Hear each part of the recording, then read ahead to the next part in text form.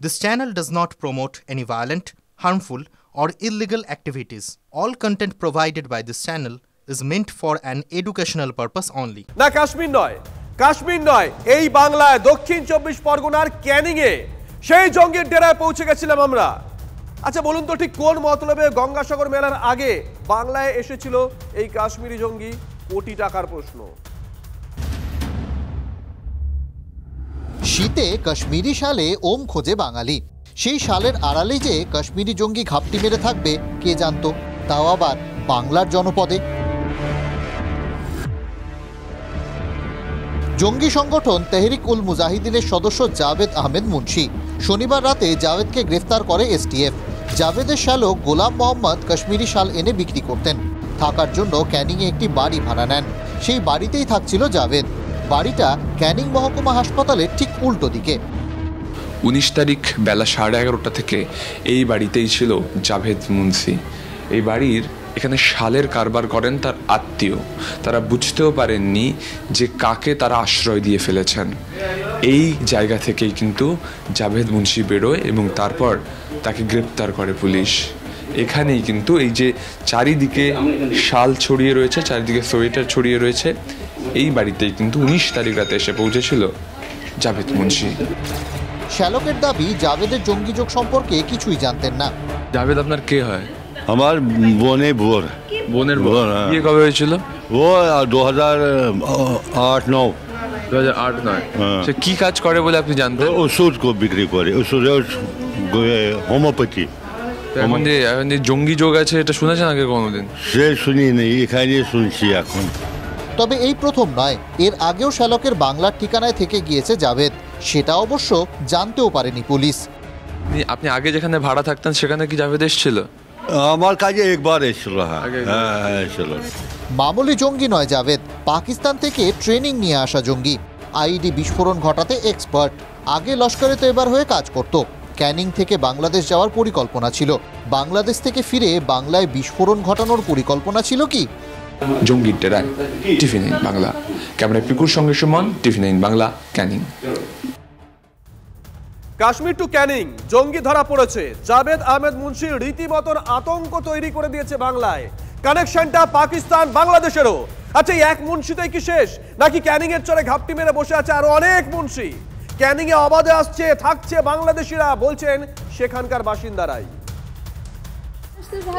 তারা বেশিরভাগ ক্যানিং এ আছে। আচ্ছা, বাংলাদেশ থেকে যারা এসেছে। ক্যানিং এর কোন জায়গাটা বেশি আছে? ওই যে তোমার একদম এই চরপাড়াটা পুরোটা, মানে এই যে ব্রিজটা ঠিক আগেই যে চরটা দেখলাম সেখানে প্রচুর বাংলাদেশের মানুষ আছে। ওইটা পুরো চরটা পুরো ব্লক করে নিয়েছে। পুরো ব্লক করে নিয়েছে। তাও কতদিন ধরে? প্রায় 12-13 বছরের ভিতরে একদম পুরো। আচ্ছা, এবং আস্তে আমি দেখলাম যে খুব চকচকে টিন দেওয়া বাড়ি, মানে আস্তে আস্তে নতুন আরো বাড়ি হয়েছে। চরের আগের যে ঠিক ব্রিজের আগের যে চরটা দেখলাম সেখানে নতুন নতুন যে বাড়ি বা পুরনো যে বাড়িগুলো সেগুলো সব বাংলাদেশ থেকে আগত, মানে বাংলাদেশের মানুষ এখানে এসে থাকছে রীতিমতো। ওই যে ক্যানিংয়ে যা লোক আছে তোমার আমাদের এখানকার স্থানীয় লোক এখন কেউ নেই, পুরোটাই বাইরে না? পুরো সব বাইরে। কিভাবে ঢোকে? সব হয়তো দেখা যাচ্ছে 30,000 40,000 এরকম নিল, একটা ঘর দিল, একটা ঘরের মতন জায়গা দিল, জায়গা দিতে আবার বেশি করে কিনে নিল, পাটের থেকে কিনে নিল। এই কাজও হয় এখানে? তা হয় না? ওরে বাবারে, সব জায়গায় মানুষ তো পুরো পরিষ্কার করে বলে দিলেন যে বাংলাদেশ থেকে এসে কয়েক হাজার টাকা দিলে পার্টির লোকেরা তাকে বাড়ি দিয়ে দিচ্ছে এবং সে আস্তে আস্তে তার নিজের জায়গা বিস্তার করছে। এই জায়গাগুলোও নজর দেওয়া উচিত। কে কোথা থেকে কি কারণে কোন উদ্দেশ্য নিয়ে আসছে এবং সে এসে এখানে থেকে যাচ্ছে, এমনকি পরিচয়পত্র পাসপোর্ট সবকিছু তার হাতে পৌঁছে যাচ্ছে। তাহলে তো আমরাই আমাদের খুন করছি, আমরাই আমাদের খারাপ করছি, প্রত্যেকটা মুহূর্তে আমার রাজ্যের আমার দেশের বিপদ ডেকে আনছি। হাতে 1000-5 টাকা গুজে দিলেই নাকি কেল্লা ফতে। বাংলাদেশ থেকে সীমান্ত দিয়ে ভারতে অনুপ্রবেশ এখন যেন জলভাত হয়ে গেছে। গত 1 বছরে 190 জন অনুপ্রবেশকারী ও দালালকে গ্রেপ্তার করেছে নদিয়ার রানাঘাট জেলা পুলিশ।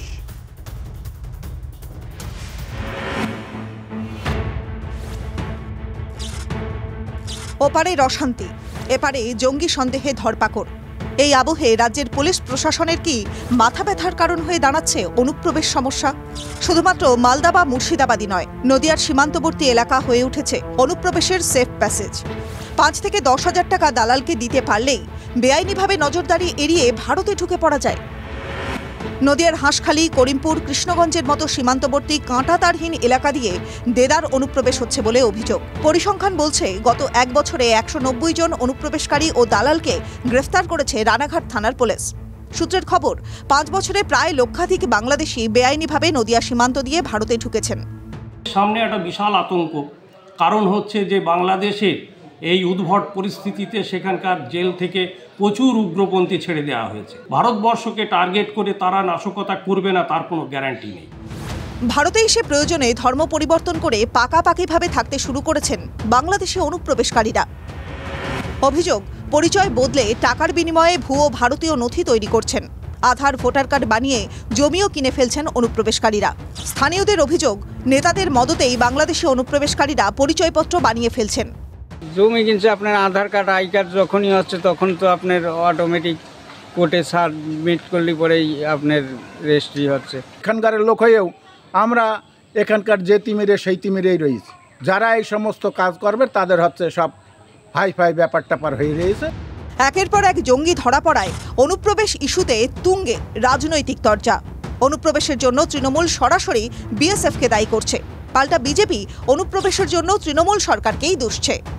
বিভিন্নভাবে ভোট বাড়ানোর জন্য যারা এদেশকে দখল করছে, এদেশের জনসংখ্যা ধর্মীয় বাতাবরণ পরিবর্তন করে দিচ্ছে, তাদের ভোটার বানিয়ে দিচ্ছে, আধার বানিয়ে দিচ্ছে। এই তৃণমূলের এই নোংরা রাজনীতির জন্য বাংলা একদম শেষের দিকে যেতে চলেছে। আতঙ্কে রয়েছেন সীমান্তের বাসিন্দারা, কারণ বাংলাদেশের অশান্ত পরিস্থিতি অনুপ্রবেশের আশঙ্কা আরও বাড়িয়ে দিচ্ছে। গত 1.5 মাসে নদিয়া সীমান্ত দিয়ে বেআইনি অনুপ্রবেশের অভিযোগে 52 জন গ্রেফতার হয়েছে। নদিয়া থেকে মহাদেব কুণ্ডুর রিপোর্ট, TV9 বাংলা। কলকাতার বুকে দিনে দুপুরে প্রতিদিন চুরি হয়ে যাচ্ছে গ্যালন গ্যালন জল। হাজার হাজার টাকায় তা বিক্রিও হয়ে যাচ্ছে, আর পুরোটাই চলছে বেআইনিভাবে। দলের কর্মীর বিরুদ্ধেই এ নিয়ে পুরসভায় নালিশ ঠুকেছেন কলকাতার একজন কাউন্সিলর। বিষয়টি খতিয়ে দেখার নির্দেশ দিয়েছেন মেয়র। সরঞ্জাম যা লাগে তা সবই আছে, নেই শুধু কারবারের অনুমতিটাই। উত্তর কলকাতায় এভাবেই দিনের পর দিন চলছে জল চুরি। 36 নম্বর ওয়ার্ডের হাজিপাড়া, আর সেখানেই ভূগর্ভের জল উত্তোলন করে বেআইনিভাবে তা বোতলে ভরে বিক্রি করা হচ্ছে, চলছে ব্যবসা। এমনই অভিযোগ আনলেন এই এলাকারই তৃণমূল জনপ্রতিনিধি সচিন সিং। কার দিকে অভিযোগের আঙুল তুলেছেন কাউন্সিলর? আমি যতদূর জানি এটা টোটালি আনলিগাল, আর যে এর পিছনে আছে সে একজন মাফিয়া।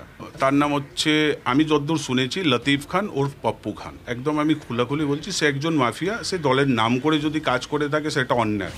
কাউন্সিলরের অভিযোগ, জনস্বাস্থ্য কারিগরি দফতরের অধীনে স্টেট ওয়াটার ইনভেস্টিগেশন ডিপার্টমেন্ট বা সুইডের অনুমতি ছাড়াই চলছে এই ব্যবসা। 300 ফুট নিচ থেকে জল তুলে 20 লিটারের বোতলে ভরে বিক্রি করা হয়।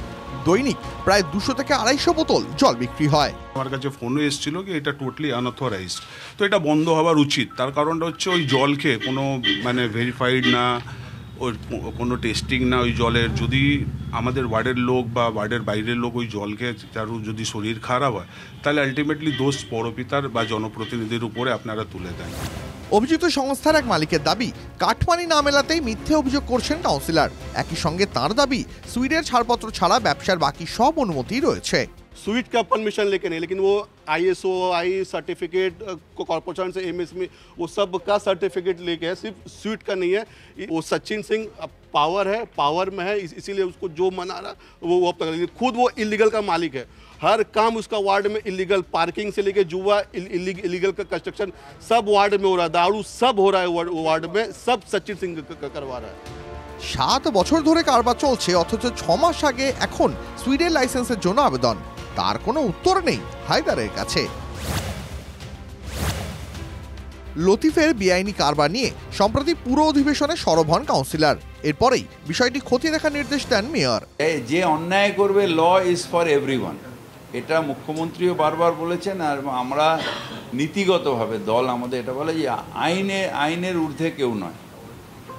সুতরাং আইনে যে অন্যায় করবে তার অ্যাকশন নেবে এবং তাকে দৃষ্টান্তমূলক শাস্তি হবে। যারা জমি থেকে নদী থেকে বালি তুলে বেচতো, তারা এখন মাটির তলা থেকে জলও ছাড়ছে না।